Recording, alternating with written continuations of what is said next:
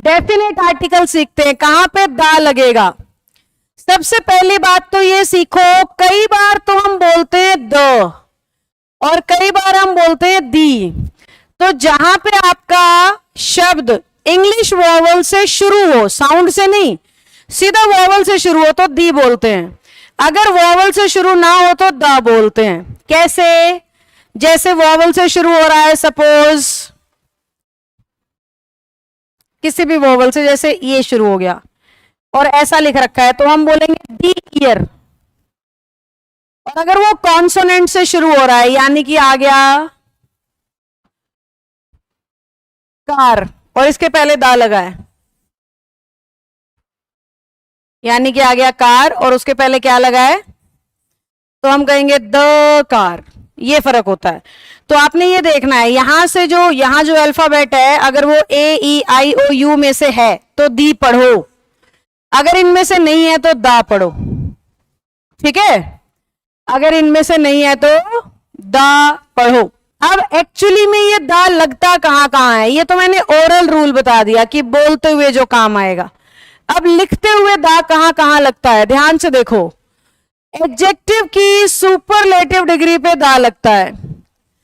Adjective की superlative degree यानी adjective की तीसरी डिग्री, जैसे कि best, most honest, most intelligent, cleverest, wisest, इन्हें सुपरलेटिव डिग्री कहते हैं एडजेक्टिव की। ये हमेशा या तो ईएसटी से खत्म होती हैं या मोस्ट से शुरू होती हैं।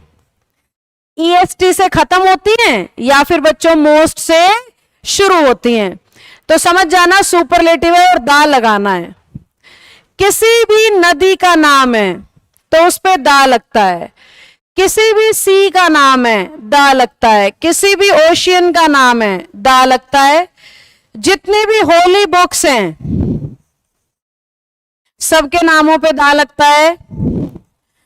जितने भी डायरेक्शन के नाम है, ईस्ट, वेस्ट, नॉर्थ, साउथ, सबके नामों पे दा लगता है। इंग्लिश न्यूज़पेपर के नामों पे भी दा लगता है। इंग्लिश न्यूज़पेपर के नाम पे भी दा लगता है, जैसे the Hindu, the Tribune, the times of India, इस तरीके से। इसके अलावा बेटा जितने भी हिस्टोरिकल मॉन्यूमेंट्स हैं सब पे दा लगता है। हिस्टोरिकल मॉन्यूमेंट्स का मतलब है ऐतिहासिक बिल्डिंग्स, जैसे कि लाल किला, ताजमहल, इस तरीके से। जितने भी किसी भी प्लेनेट का अगर नाम है तो उस पे भी दा लगेगा। The earth, the Jupiter, the Neptune, इस तरीके से। थैंक यू भावना। तो जितने भी हिस्टोरिकल मॉन्यूमेंट्स हैं उन पे दा लगेगा। किसी भी प्लेनेट का नाम है उस पे दा लगेगा। पर्वतों के नामों पे हमेशा दा लगता है, जैसे द हिमालयाज। पर अगर किसी पर्वत की चोटी की बात करोगे, पीक की बात करोगे तो दा नहीं लगता। जैसे माउंट एवरेस्ट पे दा नहीं लगता, क्योंकि वो चोटी का नाम है ना कि पर्वत का। तो पर्वत का नाम हिमालय है, उस पे दा लगेगा। माउंट एवरेस्ट उसकी चोटी, पीक का नाम है, दा नहीं लगेगा। पीक को ही जेनिथ भी कह देते हैं आप, सबसे ऊंची चोटी, तो दा नहीं लगेगा। तो माउंटेन जितने भी आएंगे सब पे दा लगेगा। मैदानों के नामों पे दा लगेगा। जितने भी प्लेन्स, मैदानी एरिया का नाम होता है, मरुस्थल कहते हैं, रेगिस्तान कहते हैं, उन सब के नामों पे, जैसे दा सहारा डेजर्ट, इस तरीके से।